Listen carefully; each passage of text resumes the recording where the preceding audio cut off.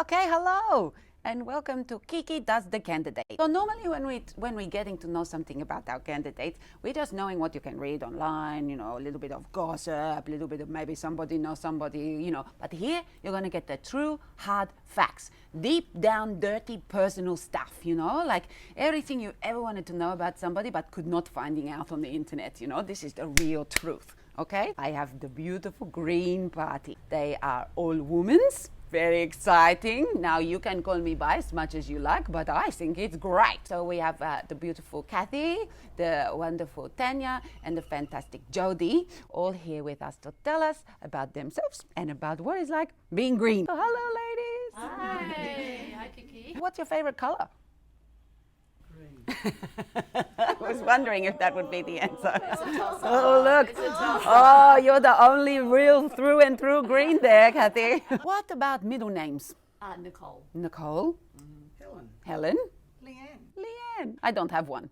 No, my parents were too poor. What do you have to say about the idea that green is only about plants? It's part of what the Greens are, but overall Greens policies come from the people.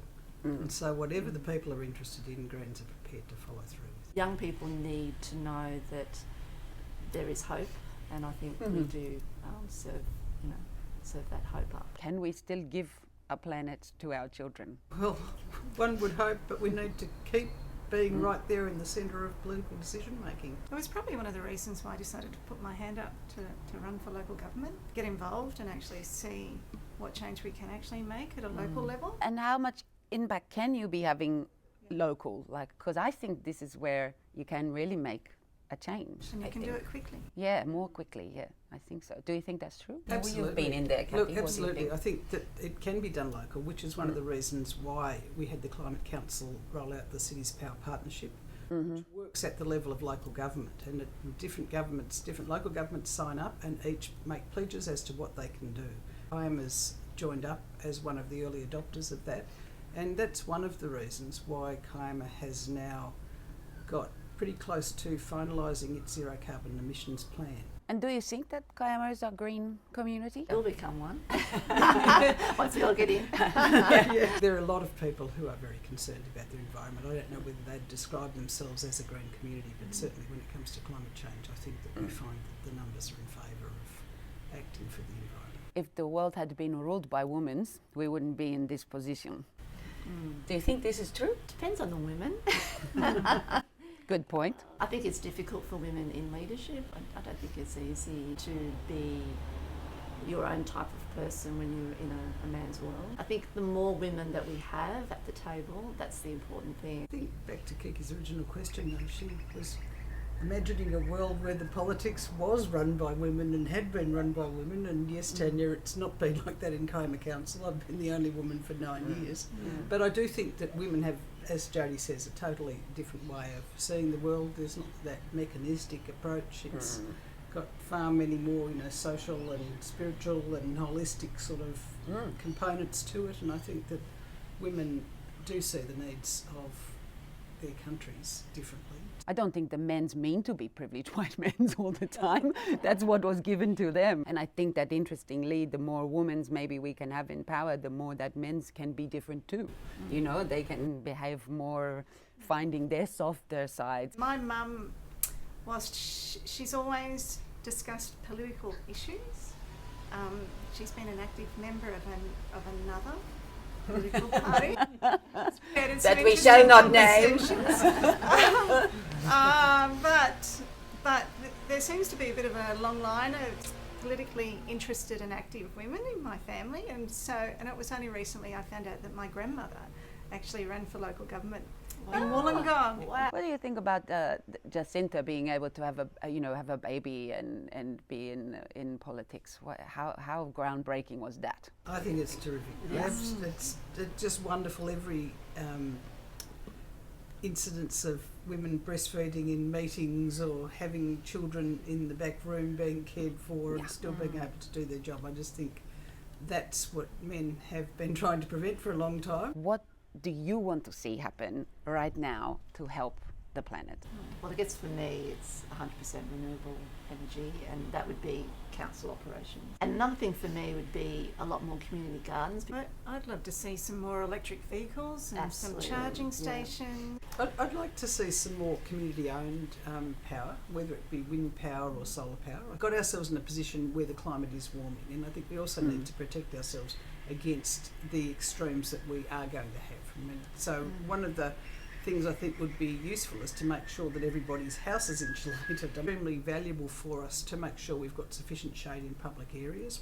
Mitigations we need to make, so ensuring that the river doesn't flood and that the sea stays where it is and doesn't cross the road. Going back to the community-owned power, like in countries like Germany and Holland, they've been doing this for decades. And do you think that the pressure from the rest of the world will make the change here?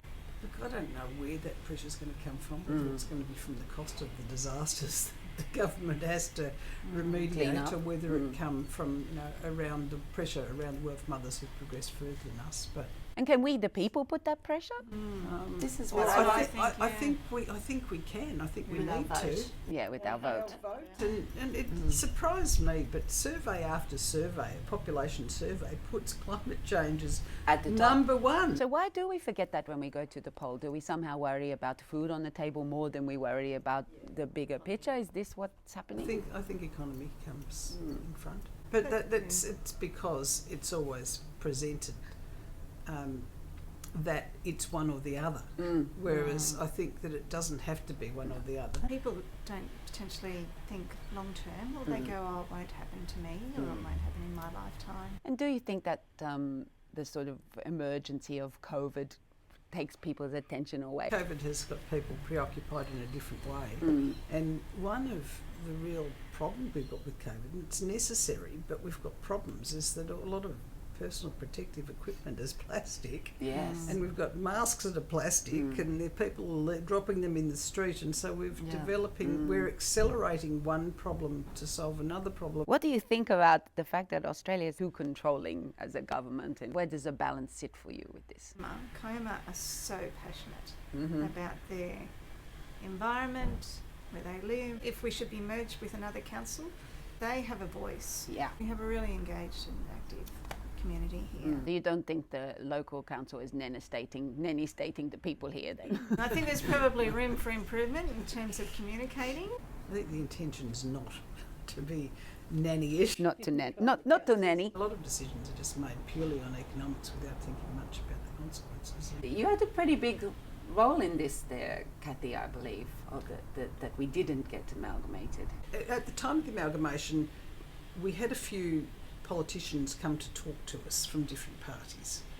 And I thought, well, we could have a Green politician come and talk to us too. So we had David Tubridge come and visit the council. From his legal background, explained what the real positive outcome would be of conducting a plebiscite ourselves. It would be recognised by the state, and we would be more likely to resist amalgamation because of that. And got the result that 94 or 6% of our community didn't want amalgamation.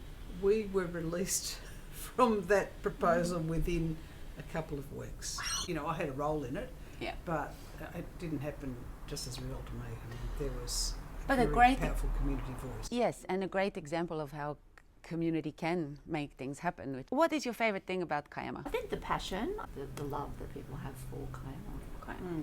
The absolute beauty of this place.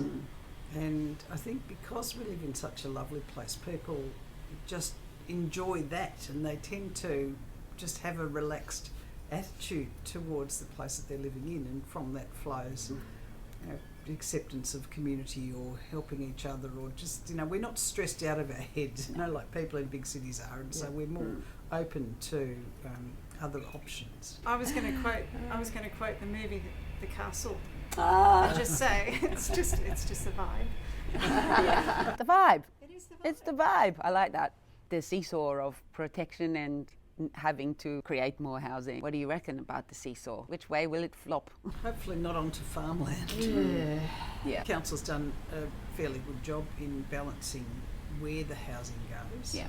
We are pressured to develop further housing for future growth. It's a tricky balance. You increase the density of the towns, and people don't like that because the village feel of town centre's gone. Yes.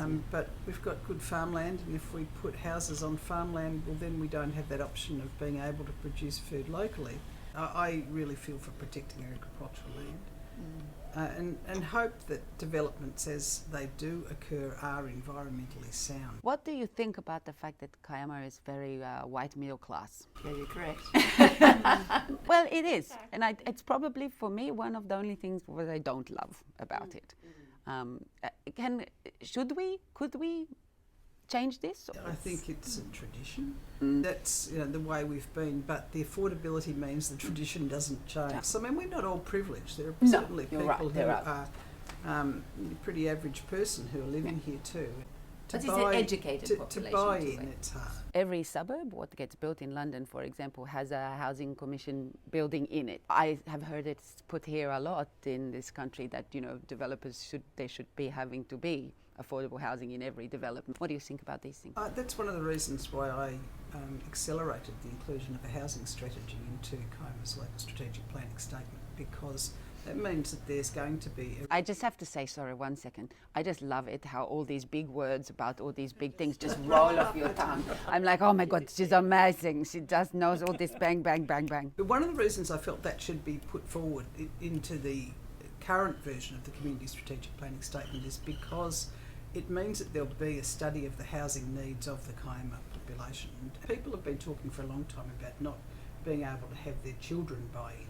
And then there's others who have variety of disabilities or inability, or even the fact that these days some professions don't earn much. A lot of our workers who work at Blue Haven perhaps, or even our school teachers, are priced out of being able to buy here. But what would be your ScoMo name if you had to make yourself one? Like, would you be, the K Rice?